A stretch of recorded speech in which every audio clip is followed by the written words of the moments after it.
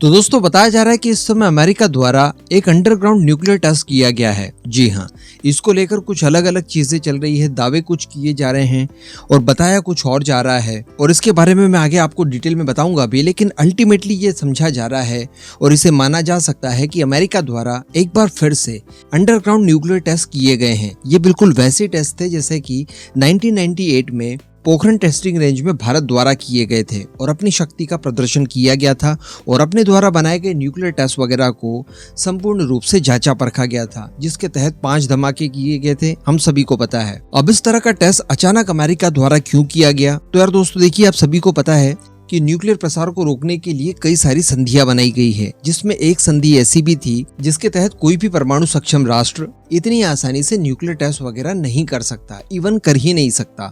जो nuclear weapons बना लिए गए हैं, अभी तक जितने टेस्ट हो चुके हैं वो हटा दीजिए, लेकिन आगे से कोई भी नए न्यूक्लियर टेस्ट वगैरह नहीं किए जाएंगे, ना तो ओपन एरियाज में और ना ही अंडरग्राउंड एरियाज में।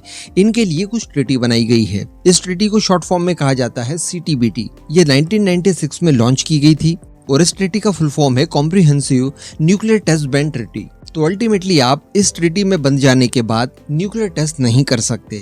वैसे मैं आपको बता दूं कि इस ट्रीटी को लेकर भी कई सारे मतभेद हैं, जैसे कि ब्रिटेन, फ्रांस और रशिया द्वारा इस ट्रीटी को लेकर हस्ताक्षर किए गए और इसकी पुष्टि भी की गई कि हाँ, हम इस ट्रीटी का अनुपालन आगे से करेंगे। इसके बाद बात की जाए अमेरिका, चाइना और इजराइल की, तो इन्होंने इस ट्रीटी को लेकर हस्ताक्षर तो किए, लेकिन इस बात की पुष्टि नहीं की। यानी ऐसा नहीं कहा कि ठीक है, हम इन फ्यूचर कभी इस ट्रीटी को तोड़ेंगे और हमेशा इस ट्रीटी से बंधे रहेंगे। इस तरह का कोई भी कमिटमेंट इन 3 देशों की तरफ से नहीं किया गया। वहीं पर अगले कुछ नेशंस की बात की जाए जो कि परमाणु सक्षम है, जिसमें हमारा भारत आता है, पाकिस्तान आता है और नॉर्थ कोरिया आता है। तो इन्होंने CTBT पर ना तो हस्ताक्षर किए हैं और ना ही इसको लेकर किसी तरह की कोई पुष्टि की गई है। अब हस्ताक्षर ही नहीं किए तो पुष्टि करने वाली बात तो सामने आती ही नहीं। लेकिन दोस्तों इसके बावजूद देखा गया और काफी शक्ति से इस ट्रीटी का पालन किया गया और 90s के दशक के बाद आज तक कभी भी किसी ने कोई परमाणु टेस्ट नहीं किया। लेकिन अभी कुछ ही समय पहले खबर आती है कि रशिया द्वारा इस ट्रीटी से बाहर निकलने की घोषणा कर दी गई। अब इस ट्रीटी से बाहर निकलने की घोषणा और वो भी युद्ध के समय में कर देना, ये काफी ज्यादा डेंजरस था। यानी इससे अब इस तरह की भी बातें होने लगी थी कि क्या एक्चुअली रशिया द्वारा इस ट्रीटी से बाहर निकल जाना इस बात का भी सूचक है कि वो यूक्रेन के खिलाफ किसी तरह का कोई न्यूक्लियर वेपन्स इस्तेमाल कर ले, छोटे साइज का ही हो लेकिन क्या कर सकता है। और जो दूसरी तरह की चीजें निकलकर सामने आ रही थी वो कुछ इस तरह की थी कि क्या अब दुनिया को अपनी ताकत दिखाने के लिए रशिया द्वारा बड़े स्केल पर न्यूक्लियर टेस्ट किए जाएंगे। और दोस्तों हम सभी जानते हैं कि इस तरह की चीजें अगर एक बार शुरू हो जाती है तो फिर देखे देखे बाकी के सारे देश भी इस तरह की चीजें करने से बिल्कुल भी नहीं झिझकते, खासकर वो सारे देश जिन्हें की एक दूसरे से खतरा है और जिनके दुश्मन भी परमाणु संपन्न है। ऐसी परिस्थिति में काफी ज्यादा जरूरी हो जाता है कि वो भी न्यूक्लियर टेस्ट करे। अब इसी के परिणाम स्वरूप दोस्तों हुआ ये कि अमेरिका द्वारा भी एक अंडरग्राउंड टेस्ट किया जाता है और ये किया जाता है नवाडा न्यूक्लियर टेस्ट फैसिलिटी में। काफी ज्यादा भयानक टेस्ट था ये और इसे भी जमीनों के अंदर किया गया। अब इसको लेकर अलग अलग तरह की बातें बताई जाने लगी। कई सारे देश ये बोलते हैं कि अमेरिका द्वारा न्यूक्लियर टेस्ट किए गए हैं, जिसमें रशिया भी एक देश है। रशिया ने भी डायरेक्टली आरोप लगाए हैं कि अमेरिका द्वारा न्यूक्लियर टेस्ट ही किए गए हैं। अब इसको लेकर दोस्तों अमेरिका की तरफ से भी कुछ बताया गया है। अमेरिका ने ये तो स्वीकार किया है कि अंडरग्राउंड इन्होंने काफी बड़ा टेस्ट किया, लेकिन इन्होंने कहा है कि देखिए वो न्यूक्लियर टेस्ट नहीं था। एक्चुअली हम लोग एक एक्सपेरिमेंट कर रहे थे जिसके तहत हम लोगों ने कंडक्ट किया है एक हाई एक्सप्लोसिव एक्सपेरिमेंट, यानी एक बहुत बड़े स्केल पर हम लोगों ने धमाका किया है, जो कि न्यूक्लियर टेस्ट साइट नवाडा में ही किया गया है। लेकिन ये न्यूक्लियर टेस्ट नहीं था, बल्कि उससे कुछ मिलता जुलता था। और इस टेस्ट को कंडक्ट करने के पीछे हमारा मोटिव ये था कि अगर दुनिया भर में चोरी चुपके अगर कोई अंडरग्राउंड न्यूक्लियर टेस्ट करता है तो उसको डिडक्ट किया जा सके।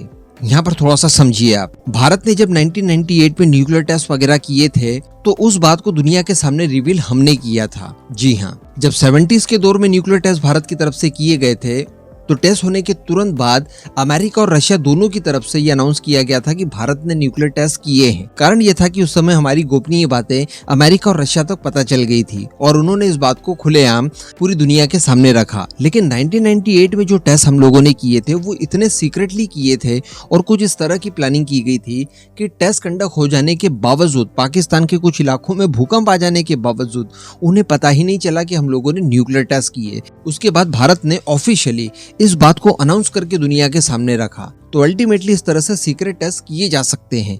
तो अमेरिका का यही कहना है कि इस तरह से कोई सीक्रेट टेस्ट ना करे, और अगर करे भी तो उसे हम लोग पता कर पाए, डिडक्ट कर पाए। हम लोगों ने कुछ ऐसे कंपोनेंट्स तैयार किए हैं जो कि अंडरग्राउंड होने वाले न्यूक्लियर टेस्ट को डिडक्ट कर सकते हैं। तो उन कंपोनेंट्स की टेस्टिंग के लिए ये टेस्ट हम लोगों ने किया था। ऑब्वियसली अगर हम लोग किसी एयर डिफेंस सिस्टम का टेस्ट करेंगे तो सबसे पहले लक्ष्य को फायर करना पड़ेगा। लक्ष्य फायर होगा, उसके बाद ही उस लक्ष्य का पीछा करते हुए उस लक्ष्य को डिडक्ट करने और इंटरसेप्ट करने की प्रैक्टिस उस एयर डिफेंस सिस्टम द्वारा की जाएगी। तो यहाँ पर भी अमेरिका कुछ ऐसा ही कहना चाहता है। तो इस वजह से बताया जा रहा है कि हमने टेस्ट किया है। हालांकि हम सभी जानते हैं कि ये केवल बहाने हो सकते हैं। अब अगर अमेरिका ने टेस्ट किया तो शायद इन फ्यूचर रशिया भी कर दे। हो सकता है कि निकट भविष्य ने 1-1.5 महीने के अंदर ही वो टेस्ट कर दे। हो सकता है कि उसके बाद फिर चाइना भी कर दे। अब अगर चाइना करता है तो भारत को भी करना अनिवार्य हो जाता है, क्योंकि हमें भी हमारी ताकत बतानी जरूरी है। और उसके बाद शायद पाकिस्तान भी कर दे, कोई गारंटी नहीं हो सकती। अब इसी को लेकर एक नई बहस भी छिड़ गई है और बताया ये जा रहा है कि अगर ऐसी परिस्थितियां आती है तो भारत इस बार अपने हाइड्रोजन वेपन्स को टेस्ट कर सकता है, यानी जिन्हें थर्मोन्यूक्लियर वेपन्स कहा जाता है, हाइड्रोजन बॉम्ब। इस तरह के टेस्ट अभी तक भारत के लिए पेंडिंग ही है और शायद वो पेंडिंग ही रहते। लेकिन अगर ये सिलसिला लगातार चलते रहता है और अगर चाइना गलती से किसी तरह का कोई टेस्ट कर देता है तो फिर भारत की भी मजबूरी बन जाती है अपना शक्ति प्रदर्शन करना, और भारत को भी टेस्ट करना पड़ेगा। और उसके तहत हाइड्रोजन वेपन्स का टेस्ट भारत पहली बार कर सकता है। अब इस पूरे मुद्दे पर दोस्तों आपका क्या मानना है? क्या इस तरह की चीजें होनी चाहिए या फिर नहीं? नीचे कमेंट करके जरूर बताइएगा।